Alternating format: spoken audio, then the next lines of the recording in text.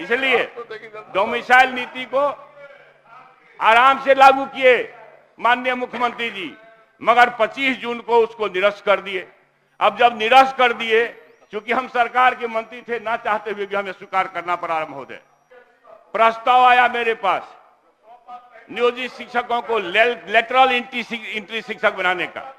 Lateral entry के मानक नियम हैं भारत सरकार में, उससे इतर शिक्षकों को अपमानित करने का शब्द प्रयोग करना ठीक नहीं था महोदय।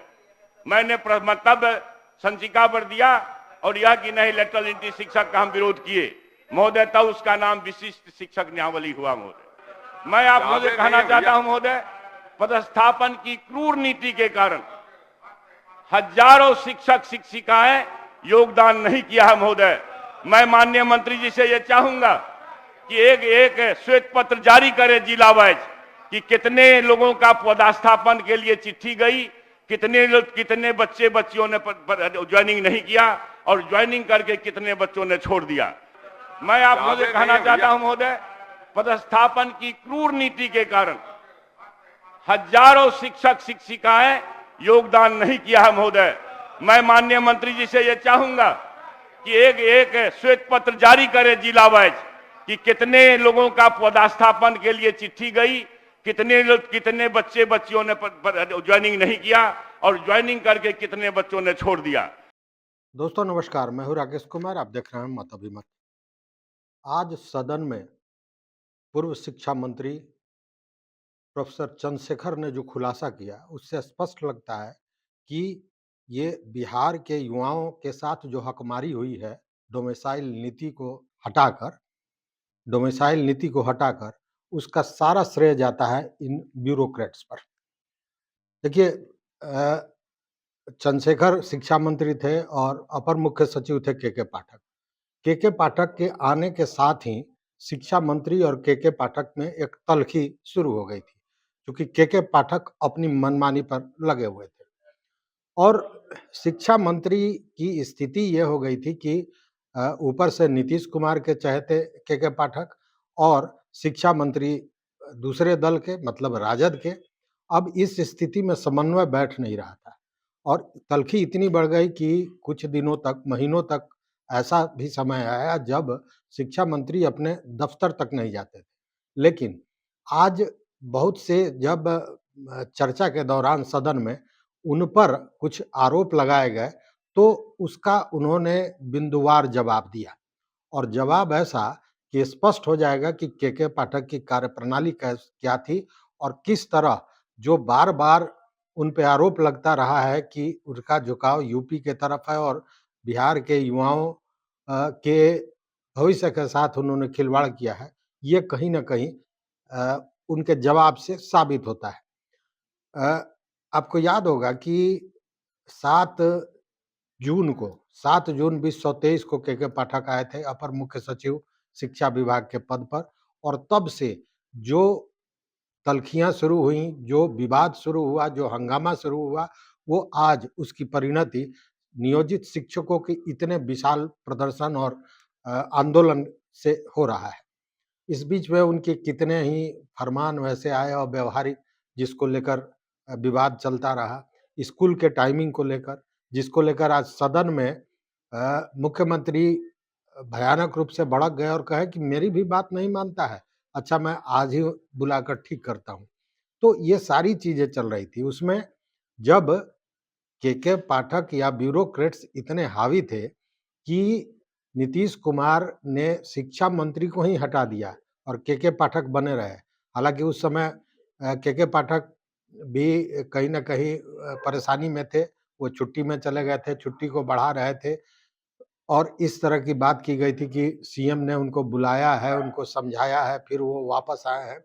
लेकिन सच्चाई इससे अलग थी, सीएम ने न बुलाया था न समझाया था, जो जानकारी है। लेकिन सबसे बड़ी बात यह है कि जो खुलासा आज चंद्रशेखर ने किया है, उससे स्पष्ट लगता है कि चंद्रशेखर अपना काम करते रहे हैं और निश्चित रूप से उन्होंने कहा कि एक-एक चीज का सबूत है संचिकाओं में, उन फाइलों में, जिस पर मैंने ऑर्डर किया और मैं जो ऑर्डर करता भी था और सही बात भी था, उसको भी ये लोग कहीं न कहीं बक्से में डाल देते थे, ठंडे बक्से में डाल देते थे और 2 महीने 3 महीने बाद उस पर कार्रवाई की जाती थी। ये सारी बातें उन्होंने कही। देखिए उन्होंने क्या-क्या खुलासा किया, पहले ये बात आप सुन लीजिए, उसके बाद फिर चर्चा करते हैं। मुख्यमंत्री जी ने हमसे कहा कि चंद्रशेखर जी, सुन लीजिए आपके बारे में फायदा होगा। माननीय मुख्यमंत्री जी ने हमको कहा, चंद्रशेखर जी आप तो लगता है बीजेपी वाला से सलाह ले लेते हैं, हमारे ऊपर आरोप लगाए।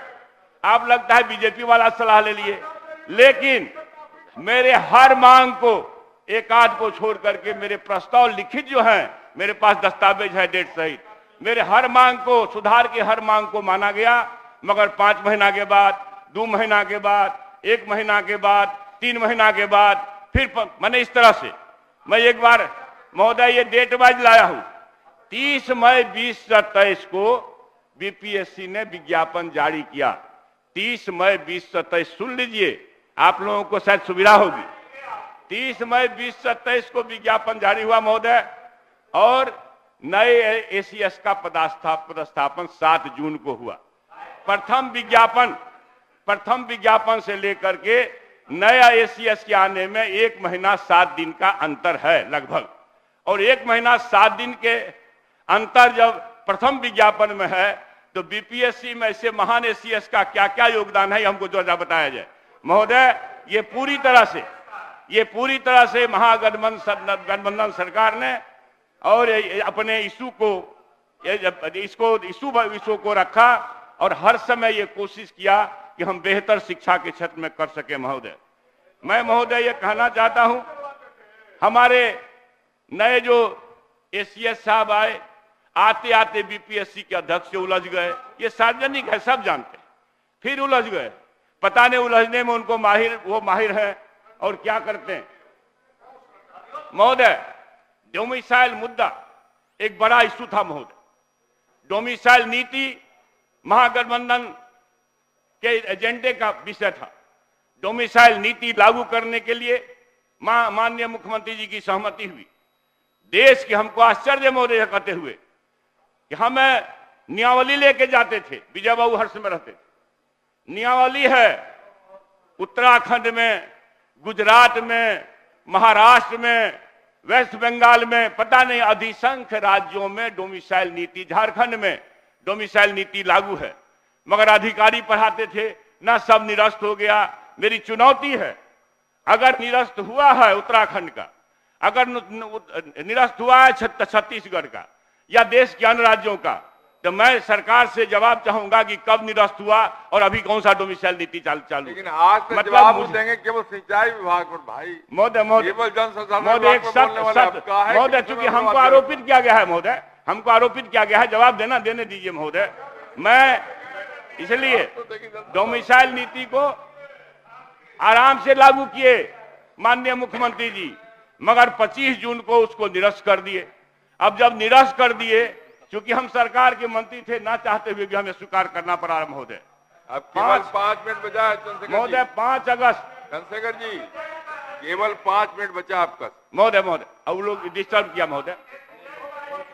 5 अगस्त महोदय 5 अगस्त को सर्वदलीय बैठक हुई, जिसमें राजकर्मी का दर्जा दिया गया महोदय, और पदस्थापन नीति महोदय, और अलग से परीक्षा लेने पर सहमति हुई 5 अगस्त को।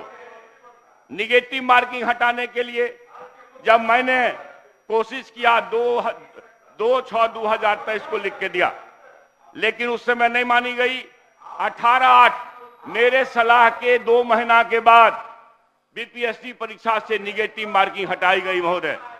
मैं महोदय यह कहना चाहता हूं, प्रस्ताव आया मेरे पास नियोजित शिक्षकों को लेटरल एंट्री शिक्षक बनाने का। लेटरल एंट्री के मानक नियम हैं भारत सरकार में, उससे इतर शिक्षकों को अपमानित करने का शब्द प्रयोग करना ठीक नहीं था महोदय। मैंने तब संचिका पर दिया और यह कि नहीं, लेटरल एंट्री शिक्षक का हम विरोध किए महोदय, तब उसका नाम विशिष्ट शिक्षक नियावली हुआ महोदय। 27 अक्टूबर 2023 को राजकर्मी बनने पर विशिष्ट शिक्षक नियावली के कठिन प्रावधानों के विरुद्ध मेरा मंतव्य था महोदय। कुछ तो माने गए कुछ तो माने गए। अगर सारे प्रस्ताव माने जाते तभी शिक्षक आंदोलन को मजबूर नहीं होते महोदय। मैं आप लोगों से कहना चाहता हूं महोदय, 18 दिसंबर 2023 को विशिष्ट शिक्षक नियमावली के निरूपण की संचिका मेरे पास आई। एसीएस से नहीं महोदय, मुख्य सचिव के माध्यम से आई। अब समझ लीजिए महोदय क्या स्थिति है, राजपाट कैसे चलता है। एसीएस के माध्यम से नहीं, सीएस के माध्यम से आई मेरे पास संचिका महोदय। और जो मैंने मंतव्य दिया कठिन प्रावधानों को हटाने का, जो अनावश्यक था, अतार्किक था, अदूरदर्शी था, गैर वैधानिक था, मैंने उस पर मंतव्य देकर के अध्यापक नियमावली 2023, विशिष्ट शिक्षक नियमावली में जो प्रस्ताव दिए, अधिशंक प्रस्ताव को माना गया, कुछ आवश्यक प्रस्ताव को नहीं माना गया, जिसके कारण शिक्षक अभी परेशानी झेल रहे हैं महोदय। पदस्थापन की क्रूर नीति कौन है जानते? हम कहते हैं हम शिक्षा क्षेत्र में बेहतर काम करना चाहते हैं, तो क्या पदस्थापन दंड के रूप में देंगे? सासाराम की लड़की किशनगंज की लड़कियां बच्चियां सासाराम में, मधेपुरा की बच्चियां बेतिया में, बेतिया की बच्चियां मधेपुरा में महोदय। माननीय मुख्यमंत्री जी के सहमति के बावजूद भी विजय बाबू के नेतृत्व में बैठक हुई महोदय, और निर्देश विजय बाबू ने दिए। मैं उसी समय विजय को कहा कि शायद ये हठी है, आपकी बात भी नहीं मानेंगे, और नहीं माना, आज तक नहीं माना है महोदय। समय महोदय इंपॉर्टेंट है महोदय, इंपॉर्टेंट है कंक्लूजन की ओर बढ़िए, समय समाप्त हो रहा है महोदय डिस्टर्ब किया गया है, 2-3 मिनट ज्यादा दिया जाएगा महोदय। मैं आप महोदय कहना चाहता हूं महोदय, पदस्थापन की क्रूर नीति के कारण हजारों शिक्षक शिक्षिकाएं योगदान नहीं किया है महोदय। मैं माननीय मंत्री जी से यह चाहूंगा कि एक श्वेत पत्र जारी करे जिला वाइज कि कितने लोगों का पदस्थापन के लिए चिट्ठी गई, कितने बच्चे बच्चियों ने ज्वाइनिंग नहीं किया, और ज्वाइनिंग करके कितने बच्चों ने छोड़ दिया। मैं इसका जवाब चाहूंगा महोदय। एससी, अब आप देखिए इंटर काउंसिल को पहले से ही बहुत ज्यादा लोड है। इंटर काउंसिल सब ढंग के बड़े बड़े एग्जाम आयोजित करती है। शिक्षकों का, नियोजित शिक्षकों का परीक्षा अलग से लेने का जब प्रावधान हुआ तो हमने सलाह दिया था कि एससीईआरटी से कराइए, क्योंकि एससीईआरटी को दक्षता परीक्षा लेने का व्यापक अनुभव है। जब एक शिक्षक जब दक्षता परीक्षा पास कर गया तो पुनः उसकी परीक्षा की क्या जरूरत। फिर भी ऑफलाइन चूंकि परीक्षा एससीईआरटी लेती है, उस समय मेरी बात नहीं मानी गई, मगर बाद में माननीय मंत्री जी का और एसीएस साहब का ये आया है फरमान कि हम 2 बार ऑफलाइन भी लेंगे। मेरा इसमें चिंता का विषय है महोदय। तो देखा आपने, प्रोफेसर चंद्रशेखर ने विधिवत बिंदुवार ढंग से सारी बातों को कहा। हालांकि सदन में उनको समय उतना नहीं मिल पाया, चूंकि सिंचाई पर बोलने का समय था, सिंचाई पर बात हो रही थी। लेकिन संयोग की बात है कि चूंकि उनको आरोपित किया गया था शिक्षा मंत्री के रूप में जब थे उस समय को लेकर, इसीलिए उन्होंने इन सारे जवाबों को दिया। इसीलिए ये जो बातें बार बार कई शिक्षक भी, कई अभ्यर्थी भी, सारे लोगों ने जो आरोप लगाया था, कई पत्रकार मित्रों ने भी आरोप लगाया था कि के पाठक यूपी के और बाहर के लोगों को यहाँ लाना चाहते हैं। ये बार बार आरोप लगता रहा है कि के पाठक कहीं ना कहीं अपने गृह प्रदेश से ज्यादा उनको लगाव है, और उसी के चलते ये डोमिसाइल नीति को हटाया गया, जिससे हालांकि इस पर दावा किया प्रोफेसर चंद्रशेखर ने।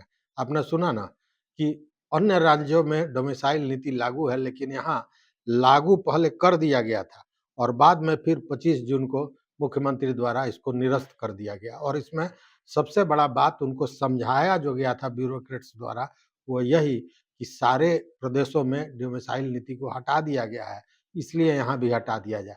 जबकि उन्होंने दावा किया कि अभी भी सभी राज्यों में डोमिसाइल नीति चल रही है। तो देखिए राजनीति में, तो देखिए प्रशासन में किस तरह ब्यूरोक्रेट्स हावी होते हैं और उसका क्या दूरगामी असर होता है, ये स्पष्ट देखने को मिलता है। तो इस वीडियो में बस इतना ही। चैनल पर नए हो तो निश्चित रूप से सब्सक्राइब कीजिए, लाइक कीजिए, दोस्तों के साथ शेयर कीजिए, और अपना मत, अपना एडवाइस, अपना विचार जरूर हमारे कमेंट बॉक्स में दीजिए। देखते रहिए मत अभिमत। बहुत बहुत धन्यवाद, बहुत बहुत धन्यवाद।